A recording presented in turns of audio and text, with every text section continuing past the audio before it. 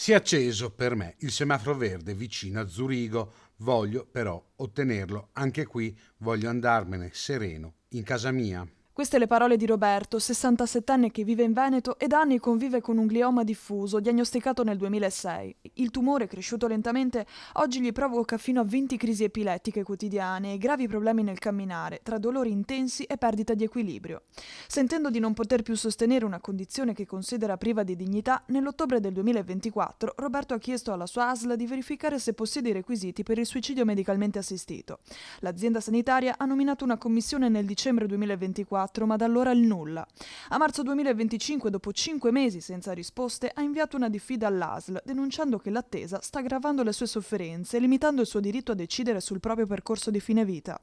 Nel frattempo è arrivato il via libera per suicidio medicalmente assistito in Svizzera, ma il desiderio di Roberto è di averlo in casa sua. In questo momento il signor Roberto si sta sottoponendo a nuove verifiche, attendiamo quindi la relazione da parte della commissione medica dell'azienda sanitaria e se dovesse essere nuovamente negativa perché non riconoscono trattamenti di sostegno vitale, siamo pronti a difendere il diritto all'autodeterminazione di Roberto anche nei tribunali.